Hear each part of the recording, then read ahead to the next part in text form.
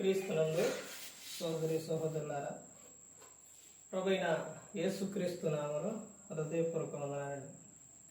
ముందుగా ఇంత మంచి సమయాన్ని ఇచ్చిన తండ్రి అయిన దేవునికి ప్రభువైన క్రీస్తు ద్వారా కృతజ్ఞతాస్తుతులు చెల్లిస్తున్నానండి. అందరూ బాగున్నారండి? వాక్యం చదువుకొని ప్రార్థన చేసుకున్న తర్వాత పాఠంలోనికి వెళదామండి.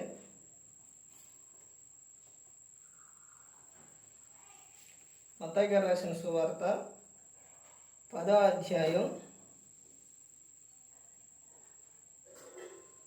మత్తయి గారు రాసిన సువార్త 10వ అధ్యాయం 7వ వచనం నుంచి వెళ్ళుచు 5 నుంచి చదివితే క్లారిటీగా ఉంది. యేసు ఆ 12 మందిని పంపుచు వారిని చూచి వారికి ఆజ్ఞాపించినది ఏమనగా, మీరు అన్ని జనుల దారిలోనికి వెళ్ళకుడి, సమరయుల ఏ పట్టణంలోనైనను ప్రవేశింపకుడి, కానీ ఇశ్రాయేలు వంశంలోని నశించిన గొర్రెల యుద్ధకు వెళ్ళుచు పరలోక రాజ్యం సమీపించి ఉన్నదని ప్రకటించుడి. ప్రార్థన చేసు. పరలోకముందన్న మా తండ్రి, పరిశుద్ర ప్రేమ గల తండ్రి, గొప్ప తండ్రి, యెహోవా తండ్రి, అయా మీ ప్రియకుమారుడు యేసుక్రీస్తు ప్రభువారి ద్వారా కృతజ్ఞతాస్తుతులు చెల్లిస్తున్నాం నాయన. ఈ రాత్రి వేళ తండ్రి కూడికంతట్లో మీరే నడిపించండి నాయన. వాక్యం బోధించుండగా వినువారు తండ్రి మంచి హృదయం తిని వాక్యానుసారంగా నడిచే భాగ్యం ఇచ్చేయండి. అయా వాక్యం బోధించుండగా ఈ లోక సంబంధమైన జ్ఞానంతో కాకుండా మీ జ్ఞానంతో మాట్లాడే భాగ్యం దయచేస్తారని మా ప్రభువైన యేసుక్రీస్తు నామములో వేడుకుంటున్నాం తండ్రి, ఆమేన్. ప్రభువైన యేసుక్రీస్తు నామములో హృదయపూర్వక వందనాలండి. దేవుని కుమారుడు యేసుక్రీస్తు ప్రభువారి లోకానికి వచ్చిన తర్వాత పరలోక రాజ్యం సమీపిస్తుంది కనుక మారు మనస్సు పొందమని ప్రకటింప మొదలుపెట్టారు. అంశం, ఇద్దరు కలిసి ఉంటే ఎలా ఉంటుందో తెలుసా? ఇద్దరు కలిసి ఉంటే ఎలా ఉంటుందో తెలుసా? ఇద్దరు కలిసి ఈ ఇద్దరు అసలు ఈ విషయం మీద చూస్తే ఈ ఇద్దరిద్దరగా దేవుడు చేసిన, మనిషి చేసిన అవయవాల్లోనే రెండు ఉన్నాయి. రెండు ఉన్నాయండి. దేవుడు చేసిన అవయవం మనిషిని చేసిన దాంట్లోనే రెండు ఉన్నాయి. మనిషి ఇద్దరు వ్యక్తులు కలిసి ఉంటే అసలు ఎలా ఉంటుందో, ఏ విధంగా ఉంటుందో మనం గ్రంథంలో చూస్తే, ఆదిలోని దేవుడు చేసినప్పుడు, దేవుడు ఎవరిని చేసిండు? ఆదిలోని దేవుడు ఎవరిని చేసిండు? ఆదాముని చేసిండు. ఆదాముని ఒక్కడగా చేసిండు. ఒక్కడగా చేసినప్పుడు ఒక జంతువునో ఒక పక్షినో ఒకదాన్నో చేయల, అన్నిటినీ చేసిండు. కానీ మనిషికి ఆటి వలన ఆనందం లేదు, సంతోషం లేదు. దేవుడు అప్పుడు ఏం చేశాడనంటే, ఆదాముకి ఎవరు కావాలి? సాటి అయిన సహాయం. భర్తకు భార్య ఎవరంటే సాటి అయిన సహాయం. అన్ని విషయాల్లో కూడా సహాయం చేసి ఆమె, నడిపించి ఆమె, మంచి ఆలోచన చెప్పే ఆమె, జ్ఞానం కలిగిన ఆమె ఎవరోనంటే స్త్రీ. ఆ తర్వాత మూర్ఖంగా, తర్వాత కుటుంబాన్ని కట్టుకునే విధంగా లేకుండా, భర్తకు సహాయం చేయకోకుండా ఉండే ఆమె కూడా ఎవరు? స్త్రీనే. అవి కూడా గ్రంథంలోనే ఉన్నాయి. ఇప్పుడు ఆదాము అసలు ఆనందం చూడండి. ఆది కాండంలోకి వెళితే ఎలా ఉంటుంది అంటే, ఎప్పుడైతే ఆదాము పక్కటెముక తీసి స్త్రీని చేసిండో, ఆదాము లేచి కళ్ళు తెరిచి ఏం చేసిండేక పక్కన చూసి పాట పాడిండు. అసలు ఆనందం మామూలు లేదు ఆ స్త్రీని చూడగానే. పక్కన ఆమెను చూడంగానే ఇక ఏమని పాడుతాడు పాట? నా ఎముకలలో ఎముక, నా నరములో నరమ, నాలో నుంచి వచ్చును కాబట్టి నారి అని అనబడును అని పాడతాడు. అంటే అది ఎలా ఉందంటే సాంగ్ లాగా ఉంది.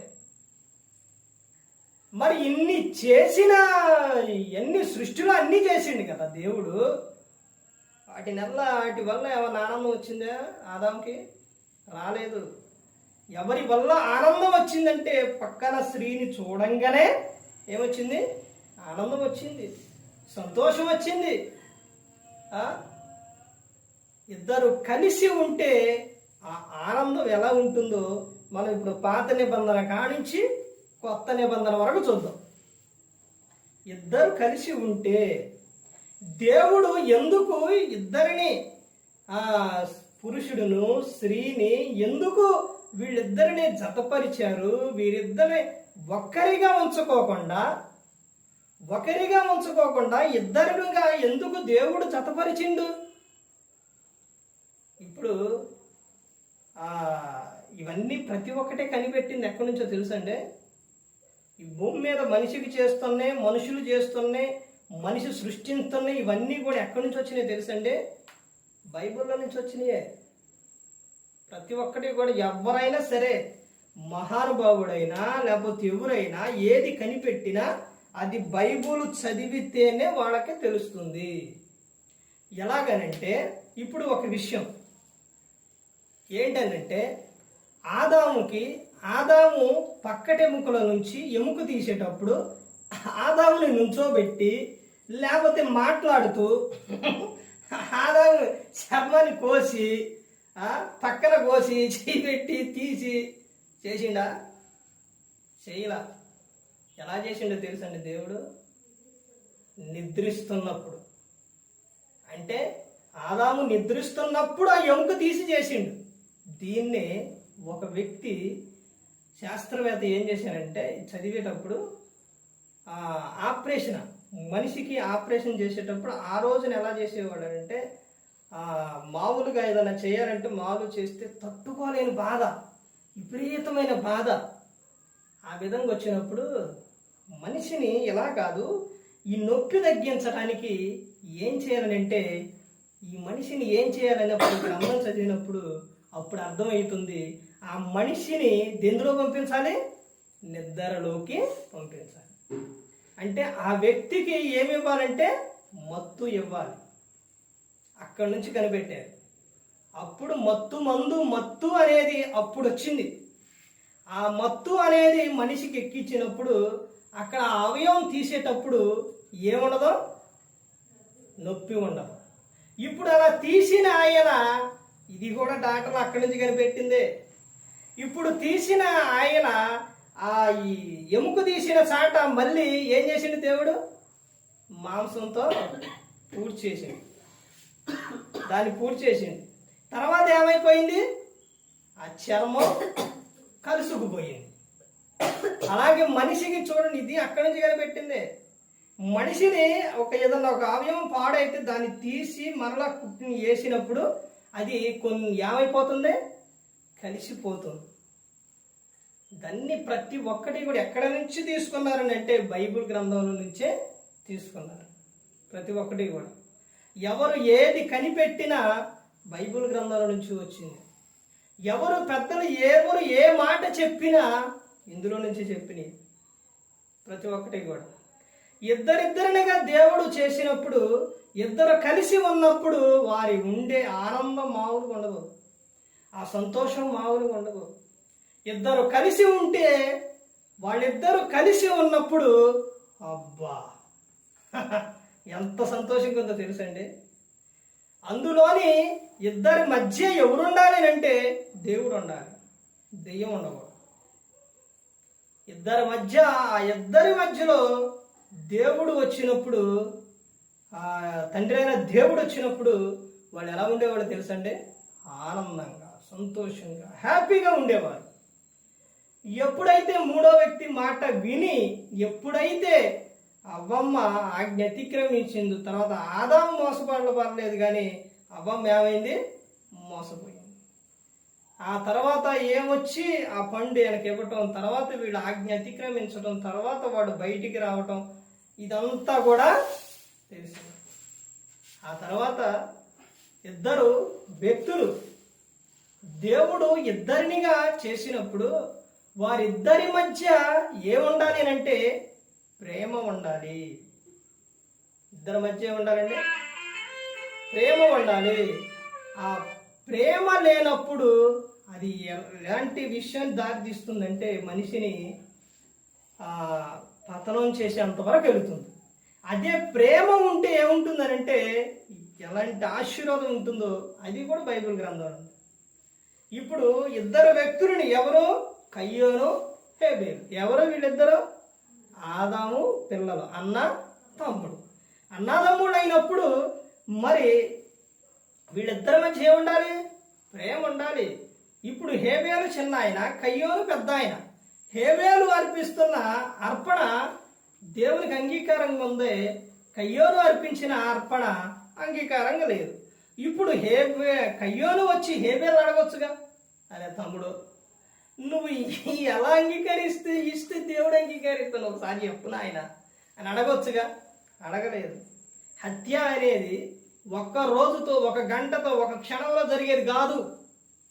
అది ఎలా జరుగుతుంది అంటే ముందు హృదయంలో పుడుతుంది, ఆలోచనలోకి వెళుతుంది. దాన్ని వెంటనే తీసేయకపోతే అదే పొదిగి అదే అలా అలా అలా అలా ఉండి అది ఏమైపోతుందంటే కక్షలాగా మారిపోతుంది. తర్వాత ప్రాణం తీసేంతవరకు వెళ్ళిపోతుంది. అందుకని దేవుడు ఏం చెప్తారో తెలుసండి? కోపపడుడు కానీ పాపం చేయబడి, మీ కోపం సూర్యుడు అస్తమించు వరకే నిలిచి ఉండాలి, తర్వాత ఉండకూడదు. ఉంటే ఏం జరిగిద్ది అంటే నువ్వు ఆ కోపాన్ని అలా పెట్టుకొని నువ్వు పడుకున్నప్పుడు ఆ కోపం ఏమైపోతుందంటే తెల్లారేసరికి పాయిజన్ అయిపోతుంది. అంటే దేహం అంతా పాయిజన్. ఇప్పుడు మనిషి ఏదన్నా తీసుకుంది అనుకోండి, మనిషి చనిపోయి లేకపోతే ఏదైనా తీసుకొని కానీ చనిపోతే ఆ దేహం అంతా ఏమైపోయింది? పాయిజన్ అయిపోయింది, అందుకనే చనిపోయింది అని అంటారు. అలాగే కోపం గాన మనసులో పెట్టుకొని అది అలా పెట్టుకొని ఉంటే ఏమైపోతుందంటే అది దేహం అంతా కూడా అయిపోయి అది ఏమైపోతుందంటే రోజు రోజుకి నువ్వు ప్రశాంతంగా ఉండలేవు. తర్వాత ఆ వ్యక్తి కనపడ్డప్పుడు ఆ వ్యక్తిని అసలు ఏం మాట్లాడతావో, లేకపోతే ఆ వ్యక్తిని చంపేంత విధంగా వెళ్ళిపోతుంది. కారణం ఏంటి? మనలో అదేం చేస్తుంది? నివాసం చేస్తుంది. ఒక వ్యక్తి తప్పు చేస్తే జైల్లో పెట్టారు. ఇది నేను వచ్చిన కొత్త చెప్పాను, ఈ ఉపమానం జరిగిన విషయం చెప్పాను. ఆ జైల్లో పెడితే ఆ వ్యక్తిని ఉరి తీసే ముందు ఏమని చెప్పారంటే, నువ్వు చేసిన తప్పుకు నిన్ను ఉరితో కాదు పాము కాటేసి నిన్ను చంపేస్తావు అని చెప్పారు. చెప్పినప్పుడు సరే అక్కడ ఉన్న డాక్టర్లు ఏం చేశారంటే చనిపోయిన వారి మీద వాళ్ళ శవాలను తీసుకొని పోస్ట్ మార్టాలు ఇవన్నీ కూడా చేస్తూ ఉంటారు. అలాగే ఈ వ్యక్తి ఒకరోజు చెప్పినప్పుడు ఏమని, ఉరి కాదు పాముతో నిన్ను కరిపించి చంపేస్తామని చెప్పారు. ఆ వ్యక్తి ఆ రోజు నుంచి ఏం కలిగి ఉండవు? నన్ను పాము గరిసిద్దంట. అంటే నేను పాము కాటుకు బలైపోతానా? అదే ఎప్పుడు కూడా ఒక విషయాన్ని, ఒకే మాట ఎప్పుడు కూడా శపించడం కానీ వ్యతిరేకమైన మాటలు కానీ మన నోటిలో నుంచి ఎప్పుడు కూడా రాకూడదు. జీవ మరణములు దేని వశం అంటే, జీవం మరణం దేని వశమో తెలుసండి? నాలుక. ఒక దేవుని వశం. తర్వాత టంగ్ ఏంటది? నాలుక. సామెతలో ఉంటుంది.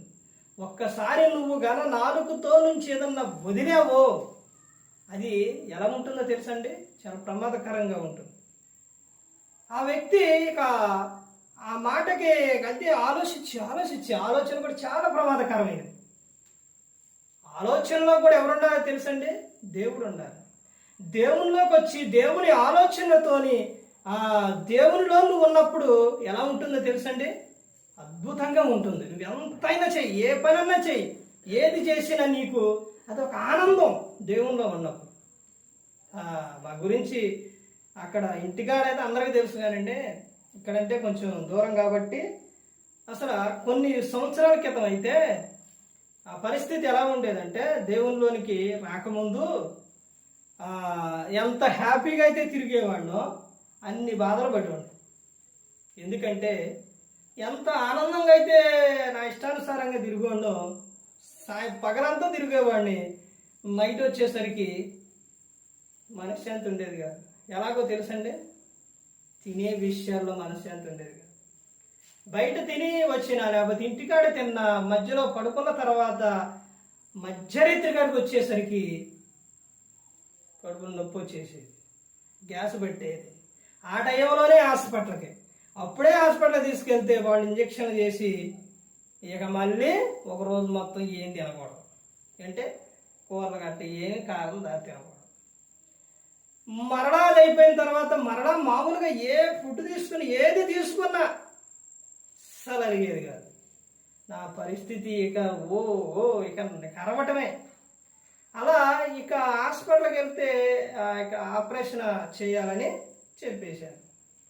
ఆ తర్వాత దానికి భయపడుతుంటే ఆ ట్యాబ్లెట్ ఇవ్వటం, అదేమో తగ్గేది కాదు. ఏది కొంచెం ఏది ఎక్కువ కొంచెం అరగనది, కొంచెం ఏదైనా తిన్నామనుకోండి ఏమన్నా నొప్పి వచ్చేసి ఇటు మన పరిస్థితి ఏంటి, లెగటం తిరగడం సినిమాలో పోవడం, తర్వాత ఇది పరిస్థితి. అట్ట అస్సలు ఆనందం అనేది ఉండేది కాదు. ఆ కసేపు ఆనందం ఉండేది కానీ తర్వాత ఆనందం ఉండేది కాదు. సాతాను ఇచ్చే ఆనందం ఎలాంటిదంటే కొద్దిసేపే. స్త్రీతోనైనా పురుషుడితోనైనా లోకంలోనైనా 5 నిమిషాలు 10 నిమిషాలు 1 గంట ఆనందం. ఆ తర్వాత మిగతా 23 గంటలు కానీ 22 గంటలు కానీ మిగతా ఎన్ని బాధలే. దేవుడు ఇచ్చేది అలా కాదు. దేవుడు నిన్ను ఒక కొద్దిగా సేపు నిన్ను బాధ పెట్టినా దేనిలో రోగంలో కాదు, వ్యాధుల్లో కాదు, నువ్వు ఈ లోకంలో చేసే పనుల విషయాల్లో నువ్వు కొంచెం బాధపడ్డా నీకు తర్వాత ఏం కలుగుతుంది, విశ్రాంతి కలుగుతుంది. అసలు ఏది తిన్నా బయటికే, నాకు ఆఖరికి నీరు తాగినా బయటికి, చలి వణికిపోవటం అసలు మామూలుగా ఉండేది కాదు. దీని తర్వాత భయంకరమైనది ఒకటి వచ్చింది. ఎన్ని వ్యాధులు అనుకున్నారు, ఒకటే కాదు. అసలు చివరికి ఇన్నిటి మీద నాకు పిల్లలు పుట్టరో అని డాక్టర్లు, తర్వాత ఊరివారు, బంధువులు అందరు సర్టిఫికేట్ ఇచ్చేశారు. అలాంటి భయంకరమైన పరిస్థితి. ఇలా నుంచున్నానా టక్కన పడిపోవటమే. అప్పుడు మా తాతయ్య గారు ఉన్నారు. తాతయ్య గారు చూసి నుంచోనే ఉన్నాడు, టక్కన పడిపోయాడు. ఎందుకంటే ఎన్నుపోసి ఎట్టుండదే ఎట్టిడిపోయింది. కాళ్ళు ఒళ్ళు మొత్తం ఇద్దరు పట్టుకున్నా కాళ్ళు కిందకి ఆనేవి కాదు, వచ్చేవి కాదు. ఇట్లా లేపితే ఆ బ్రదరు ఇంకో సహోదరులు ఎంత రుద్దినా ఏది చేసినా అస్సలు బాగా భయంకరమైన పరిస్థితి. ఎంత భయంకరమైన విధానం అంటే యవన ప్రాయంలో ఇలా వచ్చిందని అసలు అందరూ ఇదిగా అయిపోయారు. దాంతో భయంకరమైనది ఒక వ్యాధి వచ్చింది. అదే ఎవరికి 100 మందిలో ఒక్కడికి వచ్చేది. దాన్ని మామూలుగా అయితే థైరాయిడ్ అందరికీ వచ్చింది, అందరికీ ఉండిద్ది, అందరికీ దాని ప్రాబ్లాన్ని బట్టి బయటకు వచ్చింది. కానీ నాకు వచ్చింది హైపర్ థైరాయిడ్. అంటే స్పీడ్, కోపం ఎక్కువ, స్పీడ్ ఎక్కువ, అన్నిట్లో ఎక్కువే. కోపం ఎక్కువ, అరవటం ఎక్కువ, చేసే ప్రతి ఒక్కటి ఎక్కువ. అలాగే మనిషి పతనం కూడా ఎక్కువే. ఎలాగంటే తల ఊడిపోయిద్ది, గెడ్డవరాలిపోయిద్ది. తర్వాత సహోదరుడు బావగారితోనే చెప్పారు, మూసే బావగారు ఆ ముందే. అసలు ఎంత భయంకరమైన వ్యాధులు, ఎంత భయంకరమైనవి వచ్చినాయి అంటే ఆ తర్వాత ఏ టెస్ట్ చేసినా కానీ పిల్లలకు సంబంధించి లేదని చెప్పేశారు. ఒక ఆయన అయితే అక్కడ అందరిలో వచ్చి చెప్పేసాడు. సో చూడు ఎలా ఉంటుందో చూడండి. ఎలాంటి భయంకరమైన వ్యాధులు, భయంకరమైన పరిస్థితి. ఇక అప్పుడు ఇదంతా కూడా ఎలా జరిగిందని అంటే, ఇవన్నీ ఎలా పోయాయి అని అంటే, ఆయన వచ్చిన తర్వాత పోయినాయి. ఎవరు వచ్చిన తర్వాత? యేసుక్రీస్తు ప్రభువారు వచ్చిన తర్వాత పోయినాయి. ఆ పోర అది వరకే ఇవన్నీ కూడా నాలోనే ఉన్నప్పుడు, నాలోనే నా పరిస్థితి ఎలా ఉండేదని అంటే ఎంతో భయంకరంగా ఉండేది. ఇంట్లో కూడా అలాగే ఉండేది. అప్పుడు ఆపరేషన్కి వెళ్ళిపోయిన తర్వాత అక్కడ ఇక ఆపరేషన్ చేయడానికి నాకు చేసింది ఎప్పుడు అని అంటే శుక్రవారం. ఒక ఆమె అన్నదే ఇక్కడ చేశారంటే, ఎప్పుడు చేశారంటే ఆ బైబిల్ చదివిద్దండి. ఎప్పుడు చేశారని అంటే శుక్రవారం చేశారన్న. ఎక్కడ చేశారంటే ఈ ఏమంటారు ఇటు కుడి పక్క, ఆ పక్కన ఇలా చేసినప్పుడు ఆమె అన్నదే శుక్రవారం నాడే యేసుక్రీస్తు ప్రభువారిని పొడిచింది కూడా అక్కడే. ఇలా సిలువలో ఉన్నప్పుడు ఆయన చనిపోయారో లేదో అని ఎక్కడ పొడిచారు? డొక్కలో పొడిచారు. అప్పుడే ఆ వారమే ఆపరేషన్ చేసింది. ఆ తర్వాత వచ్చిన తర్వాత, ఆ తర్వాత నుంచి సంఘ పెద్దగా ఉండడం, అక్కడ నుంచి తర్వాత ఊరు వాళ్ళందరూ కూడా అప్పుడు ఏంటంటే నాకు ఎలా ఉండేదని అంటే, ఒకటి దేవునికి ఇచ్చిన తర్వాత, దేవుని మందిరానికి ఇచ్చిన తర్వాత అది ఎవరిది? మనది కాదు. అది నువ్వేదైనా సరే దేవునికి ఇచ్చిన తర్వాత, మందిరంలోకి వెళ్ళిన తర్వాత మరలా దాన్ని తీసుకురావడం కానీ వాడుకోవడం కానీ. దానియేలు గ్రంథం 5వ అధ్యాయం ఉంటుంది, బెల్షెజరు. అక్కడ ఏం జరిగేదంటే మందిరంలోకి వెళ్ళిపోయి గిన్నెలో ఎంత ఉండేయో తెలుసు అంటే సుమారు ఇది ఎంత ఉండే గ్లాసులు ఇట్టుండే అనమాట. సుమారు అయ్యి అందులోని సమూహపు రొట్టెలో ద్రాక్షారసం మందిరంలో ఇవన్నీ ఇచ్చేవారు. రాజు కదండి, మరి రాజులకు కొంచెం ఇదిగా ఉండిదిగా. మరి ఏడకే అంత ఉంటే రాజులు ఒక రాజు, ఆయనకి ఎంత ఉండాలి? వీళ్ళు గర్వంతో ఏం చేశారనంటే, ఆ బెల్షెజరు ఏం చేశాడనంటే తీసుకొచ్చేసి వాటిని మద్యానికి, తన సొంతానికి ద్రాక్షారసం పోసి విందు చేసి అందులోనే విందు చేసుకొని తాగాడు. దేవుడు ఊరుకుంటాడండి? దేవుడు ప్రతి ఒక్కడే చూస్తాడు, ఊకోడు. వెంటనే ఇక్కడి నుంచి ఇక్కడికి ఒక హస్తం వచ్చేసి గోడ మీద రాత రాసింది. ఆ రాత ఎవరికి అర్థం కాదు. దానియేలు గారిని రప్పించినప్పుడు ఆయన చెబుతారు ఏంటి దాని అర్థం అంటే, మెనే టెకెల్ ఉపాసిస్ అర్థం. అంటే నువ్వు దేవుని తూకంలో, నువ్వు దేవుడు నిన్ను తూచినప్పుడు తక్కువగా కనబడ్డావు. అంటే నువ్వు మందిరంలో తీసుకొచ్చి నువ్వేం చేసినావు? నీ సొంతానికి ఉపయోగించావు, వ్యర్థంగా ఉపయోగించును, నీ పని అయిపోతుంది అని చెప్పాడు. ఈ విషయం మీద, అదే విషయం మీద మందిరంలో మాత్రం బయటికి తీసుకురానిచ్చాడు కాదు. సంఘ పెద్దగా పెట్టారు. అప్పుడు కొత్తగా పెట్టిన తర్వాత వద్దు అంటే అందరూ నుంచోబెట్టి ఇప్పుడు నువ్వు ఇలా చెబుతావు, అలా చెబుతావు, అది ఇదని అన్నారు. బాగా దుఃఖం వచ్చేసింది. ఆ నైట్ పడుకొని బాగా సేవకులు చెప్పి ఏడ్చి అలా పడుకున్న తర్వాత ఉదయాన్నే లేకలే నేను బయటికి రాబుద్దిగా అట్లేక. ఇక అప్పుడు దేవుడు యేసుక్రీస్తు ప్రభువారు వచ్చి అప్పుడు లేపారు. ఎందుకు పడుకొని ఉంటావు అని అక్కడ నుంచి మొదలయ్యింది. అలా మొదలైన తర్వాత ఏం జరిగిందో తెలుసండి. నైటు నేను పడుకున్న తర్వాత బండి మీద స్పీడ్గా వెళ్తున్నాను. ఒక పక్క బండి ఆఫ్ చేసి ఉంది, వెళ్ళటానికి ఇటు రోడ్డు టర్నింగు ఎక్కడ జరుగుతుంది అనుకున్నారు. ఇదంతా అంటే నా కళ్ళ జరుగుతుంది. ఆ తర్వాత బండి ఇలా వెళ్ళేటప్పుడు, ఇలా సైడ్ నుంచి ఇలా వెళ్ళేటప్పుడు బండి అక్కడ ఆగి ఉంది, ఇటు ప్లేస్ లేదు. అది తగిలి పడిపోయా. పడిపోవడంతోనే, కింద పడటంతోనే నాలో ఉన్న ఆత్మ ఊపిరి ఏమైపోతుంది? పైకి వెళ్ళిపోతుంది.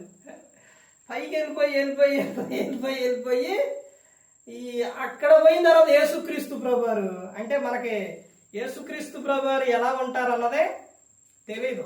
ఇప్పుడు ఈ పుట్టు ఇవన్నీ అన్నారు చూసారా, ఇవన్నీ ఏంటంటే అవి వాళ్ళు వేసిన హీరోలు గట్ట వేసిన రూపాలు ఏంటంటే అవి తప్ప అవి యేసుక్రీస్తు ప్రభువారు కాదు.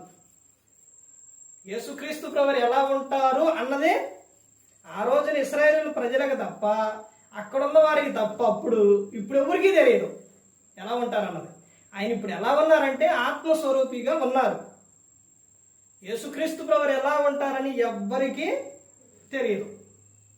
అయితే నేను అక్కడికి వెళ్ళిన తర్వాత ఈ రూపం కనపడ్డది. వెంటనే మళ్ళీ అక్కడి నుంచి అమ్మ యేసుక్రీస్తు ప్రభువారు అని టక్కన మళ్ళీ కిందకు వచ్చేసరికి నా శరీరంలోని ఆత్మ అందులోకి వెళ్ళిపోయి అక్కడి నుంచి సైకిల్ వేసుకొని ఇక అన్నీ గబ్బ గబ్బ గబ్బ గబ్బ గబ్బ గబ్బ ఇక భయం వేసి ఇంటికి వచ్చాను. లోపలికి వచ్చేసరికి అది ఆమె పడుకొని ఉంది. లేపితే ఆమె లెగట్లేదు. ఎటు చూసినా భయం వేస్తుంది. ఇలా నేను చనిపోయాను కదా, మళ్ళీ ఆత్మ దాంట్లోకి వచ్చాను, ఆయన చూశాను అని ఇక భయం వేస్తుంది. ఏమన్నా లేపుతుంటే లేకట్లేదు. అప్పుడు సడన్గా ఏమైపోయిందంటే లేపుతుంటే లేకపోయేసరికి మెరుగు వచ్చి అటు ఇటు ఇలా చూసేటప్పుడు చెయ్యి ఇలా వెళ్ళింది. ఇలా మింగడమే ఇలా పెట్టుకునేసరికి టక్క టక్క టక్క టక్క టక్క టక్క కొట్టుకుంటుంది. అంటే మనకి కళ్ళు అవి జరిగేది కూడా మన అవయవాల్లో ఆలోచనలు అవన్నీ కూడా పనిచేస్తున్నాయి అని అప్పుడు అనిపించింది. అంత టకటకటకట కొట్టుకుంటుంది. అక్కడ నుంచి మొదలయ్యిందండి ఆయన రావటం, పిలవటం. తర్వాత అక్కడ నుంచి ఇక ఒకవేళ నేను సమయానికి తెల్లారుజామున లెగుస్తాను, లెగలేదనుకోండి ఆయన ఇప్పుడు ఒకసారి అయితే ఏం జరిగిందంటే ఇలా పడుకున్న తర్వాత అలా కప్పు వచ్చి ఇలా నా మీద పడి ఇట్ట పోయినట్టు పోయినట్టు అనిపించి టక్కున కళ్ళు తెచ్చాను. చూస్తే ఎక్కడ ఉంది, ఎక్కడా లేదు. అంటే ఆ టయానికి లేపిండు. అలా లెగటం, ప్రార్థన చేసుకోవటం, తర్వాత ఇక ఆయన హృదయంలోకి ఆహ్వానించటం, ఇక అక్కడి నుంచి అప్పటి నుంచి ఆయన నా హృదయంలోకి రావటం, ఆ తర్వాత ప్రతి ఒక్క తప్పు కూడా ఆయన ఒప్పించేశారు. పిలుపు మారిపోయింది, ఆలోచన మారిపోయింది, చూసే చూపు మారిపోయింది, అన్నీ మారిపోయినాయి. దీంతో పాటు భయంకరమైన అన్నీ పోయినాయి. ఏంటయ్యి? వ్యాధులు. ఇది సెట్ ఎన్నుకోసం సెట్ అయిపోయింది, మొత్తం సెట్ అయిపోయింది. తర్వాత ఆ థైరాయిడ్ది ట్యాబ్లెట్లు కూడా లేవు. దానికి కూడా వెళ్ళి టెస్ట్కి ఇస్తే సేవకుడు అంటారు నీలో ఏ లోపం ఉండదంట. ఆ రిపోర్ట్లు వచ్చి పూర్ణ గారు విజయవాడ ఫేమస్, ఆయన థైరాయిడ్కి అడిగితే బాగా ఫేమస్. ఆయన ఈ రిపోర్ట్ అవన్నీ చూసేసి నో మెడిసిన్ అని రాసి ఆయన పిలిచి ఇచ్చినప్పుడు నేను అలా వస్తూ ఉంటే ఆయన లేచి దండం పెట్టాడు. పోనా ఆయన మామూలు డాక్టర్ కాదు.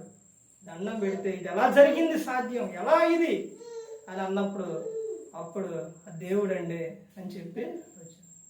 ఆ తర్వాత అక్కడ నుంచి మరలా బుజ్జి ఆ ఊరు నూజివీడు చెప్పడం, అక్కడికి వెళ్ళటం, తర్వాత ఏఈ కూడా మరలా వాడటం అనేది సగంలో మొత్తం పోయినట్టే, పూర్తి వాడని కాదు.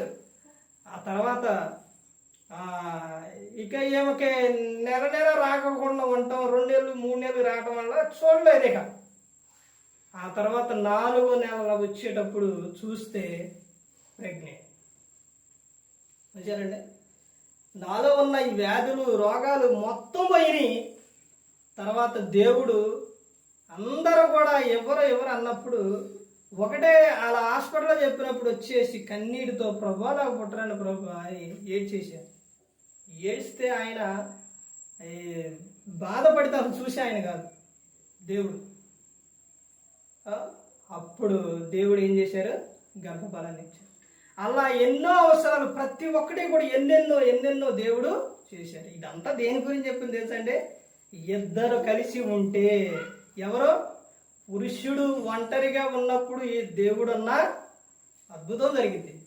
తర్వాత ఇద్దరు భార్య భర్త ఇద్దరు కలిసి ఉన్నప్పుడు వారి మధ్య దేవుడు ఉంటే అద్భుతం జరిగింది. అసలు నా పరిస్థితి అదంతా కూడా అది వరకు భయంకరంగా ఉండేది. ఆ తర్వాత ఇప్పుడు ఈ ప్రార్థనకి వెళ్ళిన కాడ ఎన్ని చాటది ఉంటాయో తెలుసండి.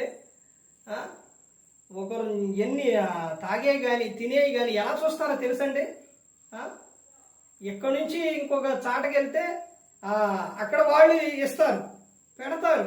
అవన్నీ ఇప్పుడు చాలా రకరకాల వంటలు ఇవన్నీ మొత్తం ఇవన్నీ కూడా ప్రతి ఒక్కటి ఏది తిన్నా కానీ అరిగిపోతుంది.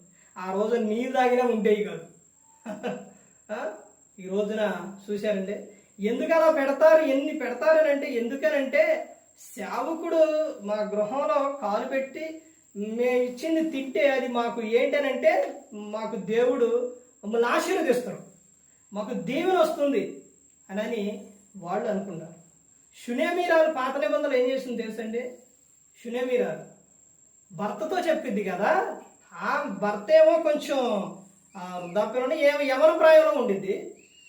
ఆయనతో చెప్పిద్ది ఏమండి మన ఇంటికి వచ్చి వెళుతున్న ఆయన ఎవరో తెలుసా, ప్రార్థన చేసి వచ్చిపోతున్న ఆయన ఎవరో తెలుసండి, దైవజనుడు అని చెప్పింది. ఆయనకు ఆమె ఏం చేసిందో తెలుసండి, వాళ్ళ ఇంటి ఇల్లు ఉంటే ఆ ఇంటి మీద గోడ పక్కన మీద ఏం చేసిద్దంటే పైన గది కట్టించిద్ది. గది అంటే సేవకుడు అక్కడికి వచ్చినప్పుడు ఎక్కడికి వచ్చి రెస్ట్ తీసుకుంటాడో అని గది కట్టింది. అలా సేవకుడిని ఆహ్వానించిన తర్వాత సేవకుడు వస్తూ పోతున్న తర్వాత వీరిద్దరు భర్త భార్య వీళ్ళిద్దరూ ఉన్నప్పుడు వీళ్ళకి ఆమెకి గర్భిణీ వచ్చింది. ఆ తర్వాత పిల్లవాడు పుడతారు. పిల్లవాడు పుట్టి ఎదుగుతున్నప్పుడు కొంచెం అనారోగ్యం వచ్చింది. ఇతనికి అక్కడి నుంచి మరి డైలీ వస్తారా, రాడు కదా. సేవకుడు అంటే ఒక గృహాన్ని వచ్చి మరలా తర్వాత ఇంకో చాటికి వెళ్ళి ఒక ఊరు నుంచి ఇంకొక ఊరు అలా వెళ్తారు కానీ ఒక చాటి ఉండడు కండి. అలాగే ఆయన అక్కడి నుంచి వేరే ప్రాంతానికి వెళ్ళిపోతారు. వెళ్ళిపోయిన తర్వాత ఈ పిల్లవాడికి అనారోగ్యం వచ్చేసి చనిపోతారు. చనిపోయిన తర్వాత అప్పుడు ఆమె పరుగున ఆయన దగ్గరికి వెళ్ళినప్పుడు ఎదురుగా ఆయన దగ్గర పనిచేసే అతను వాళ్ళు కూడా ఎవరో తెలుసండి, ఇద్దరు ఉంటారు అక్కడ. ఎవరు, ఎలీషా గారు ఇంకొక ఆయన, ఇద్దరు ఉంటారు. అయినా కానీ ఆయన పంపించినప్పుడు ఆయన కాదు మీరే రావాలి, నా కుమారుడు ఎలా చనిపోయింది అన్నప్పుడు ఆయనే వచ్చిన తర్వాత ఆ కుమారుడిని ఆయన ఏం చేస్తారో తెలుసండి, బ్రతికేస్తారు. ఆ కుమారుడు బ్రతుకుదురు. అంటే వీళ్ళిద్దరు భర్త భార్య వీళ్ళిద్దరూ దేవునిలో ఉండి కలిసి ఉన్నప్పుడు తర్వాత ఒక సేవకుడిని గౌరవించినప్పుడు ఆ సేవకుడి మీద ఒక నమ్మకం అనేది అవన్నీ పెట్టుకున్నప్పుడు వాళ్ళు చనిపోయిన కుమారుడు కూడా ఏమైండు, బ్రతికిండు. అలాగనే కొత్త నిబంధనలో కానీ పాత నిబంధనలో కానీ ప్రతి ఒక్క విషయంలో కూడా ఇద్దరుగా తర్వాత వీళ్ళిద్దరిది ఆదాము అవ్వ, తర్వాత వారి పిల్లలు వారు అయిపోయిన తర్వాత ఎవరో తెలుసండి, నోవహు గారు వస్తారు. నోవహు గారు వాళ్ళ కుటుంబం మొత్తం ఎంతమంది, నోవహు గారు భార్య, వీళ్ళిద్దరికి పిల్లలు ఎంతమంది, ముగ్గురికి పెళ్లిళ్ళు చేస్తే 3 కోడళ్ళు, మొత్తం ఎంతమంది, 8 మంది. 8 మంది వెనక ఉన్న 6 కూడా నోవహు గారు భార్య నోవహు గారు చేస్తున్నప్పుడు వాడ కడుతున్నప్పుడు వాళ్ళు కొంచెం కూడా ఎదురు చెప్పలేదు. ఎందుకో తెలుసండి, వీళ్ళిద్దరు ఎలా ఉన్నారు, ఐక్యత కలిగి ప్రేమ కలిగి ఉన్నారు కాబట్టి దేవుని పని చేస్తున్నారు కాబట్టి వారు కూడా ఎలా ఉన్నారు, దేవుని పని విషయాల్లో వెనకాడలేదు.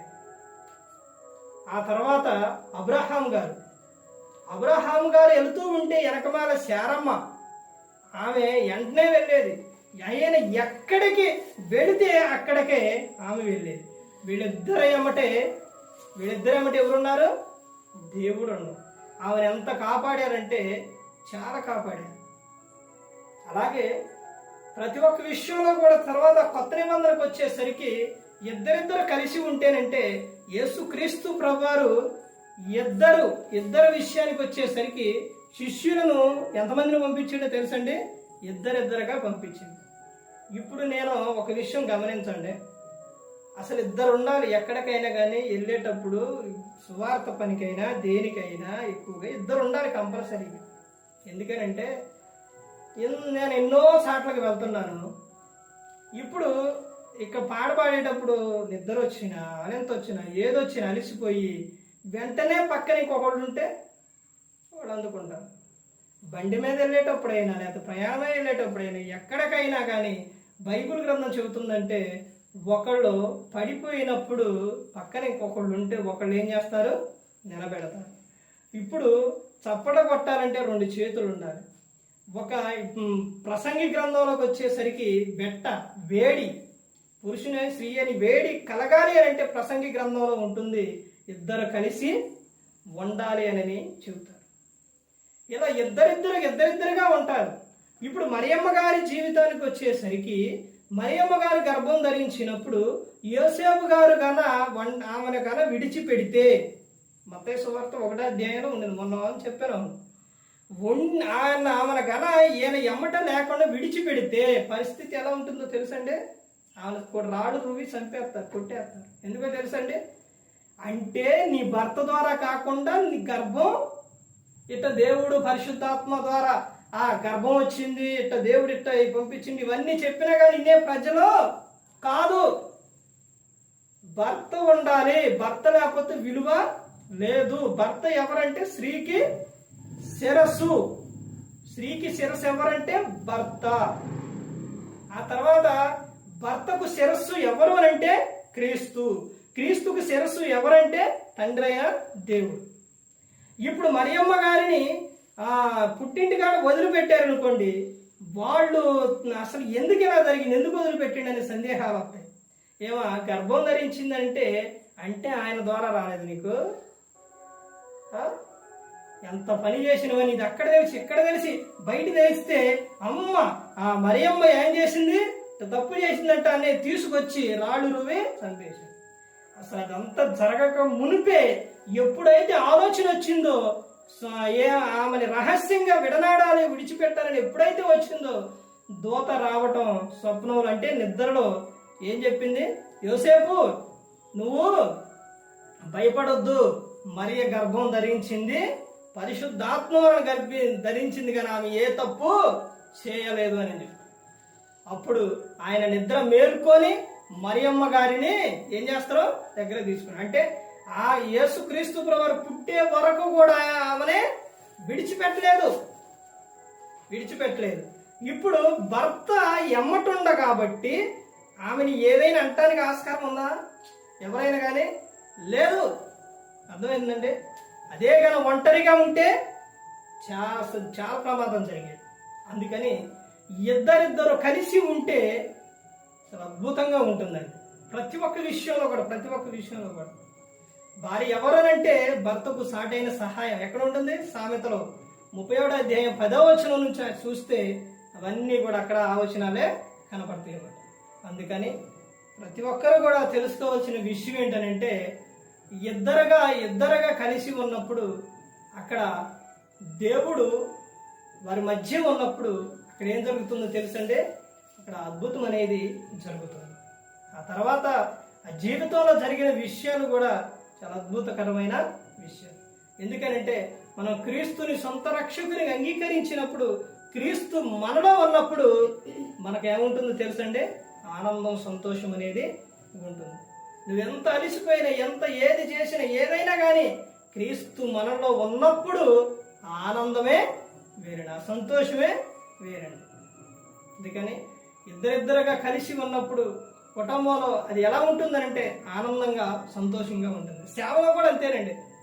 సేవలో కూడా సేవకుడు ఎంతుంటే ఆమె భార్య సహకారంగా ఉండాలి. ఎలా తెలుసండి? వాళ్ళకి చెప్పే విషయాల్లో, మరి ప్రతి ఒక్క విషయంలో, అన్నిటి విషయాల్లో స్త్రీ ఎలా ఉండాలంటే పురుషునికి సహకారంగా ఉండాలి. కుటుంబ విషయాల్లో, సేవ విషయంలో, తర్వాత బయట జాబ్ విషయంలో కానీ, అంటే పిల్లల పనుల విషయంలో కానీ, అన్ని విషయాల్లో కూడా ఆ ఇద్దరు కలిసి ఉన్నప్పుడు, కలిసి పనులు చేసుకున్నప్పుడు, కలిసి సేవలో ఉన్నప్పుడు అది అద్భుతంగా ఉంటుంది. అందుకని ప్రతి ఒక్కరు కూడా గమనించుకోవాలి. ఎల్లప్పుడూ కూడా దేవుడు జతపరిచిన బంధం ఆ కుటుంబంలో కానీ, తర్వాత దేవుని పనిలో కానీ కలిసి ఉన్నప్పుడు అవి ఆనందంగా ఉంటుంది, సంతోషంగా ఉంటుంది. ఇవి బైబిల్ గ్రంథంలోనే ఉన్న విషయం. చెరసాల నాయకుడు ఒక రాత్రికి రాత్రి ఆయన మారినప్పుడు వాళ్ళ ఇంటికి పౌలుని సీలను తీసుకెళ్ళినప్పుడు ఆ నైట్కి నైటే వాళ్ళు ఏం చేస్తారో తెలుసండి. మరలా పగలైందనుకోండి, ఎవరెట్టి వెళ్తారు? చెరసాల నాయకుడు ఆడిపోతారు, ఆ కాపతకి వెళ్ళిపోతారు, ఇదే పనులు పోతారు. మరలా బాత్మేషం తీసుకోవడానికి తెల్లారితే మళ్ళీ ఏం మనసు మారిద్దు అని ఏం చేసిండు? అప్పటికప్పుడే ఇచ్చేసాడు. ఒక లూదియా మారినప్పుడు ఆ చెరసాల నాయకుడు కుటుంబం కానీ ఇవన్నీ కూడా ప్రతి ఒక్క విషయంలో కూడా వాళ్ళంతా కలిసి ఉన్నప్పుడు అద్భుతంగా ఉన్నారు. యెహోషువ గారు చెబుతారు ఏమనంటే, మీరు ఎవరైనా సేవించండి కానీ నేను నా ఇంటి వారు ఎవరు సేవిస్తాం? యెహోవానే సేవిస్తామని చెప్పారు. నీలో ఉన్నది ఏదైనా కానీ ప్రభువుకు చెప్పినప్పుడు దేవుడు యేసుక్రీస్తు ప్రభువుల ప్రతి అవసరం కూడా తీరుస్తుంది. ఏ ఒక్కరు కూడా నశించి నరకానికి వెళ్ళిపోకూడదని యేసుక్రీస్తు ప్రభువు ఈ లోకానికి వచ్చి మనందరి కోసం శిలువలో తన ప్రాణాన్ని పెట్టి ఉన్నారు. ప్రతి ఒక్కరు కూడా దేవుని యందు భయభక్తులు కలిగి పరిశుద్ధాత్మ మాట ఏంటూ హృదయ శుద్ధిని కాపాడుకుంటూ క్రీస్తు పోలి నడుచుకున్నప్పుడు ఈ లోకం విడిచిన పరలోకానికి చేరుకుంటారు. మరి ఈ విధంగా నిలబెట్టి మాట్లాడించిన తండ్రి దేవునికి కృతజ్ఞతాస్తుతులు చెల్లిస్తూ ఇంతవరకు శ్రద్ధగా ఉన్న మీకు ప్రభు పేరున హృదయపూర్వకంగా చెల్లిస్తూ ఈ మాటలు ముగిస్తున్న అందరికీ వందనాలండి. ముందు తలలో ఉంచినట్టయితే ప్రార్థన.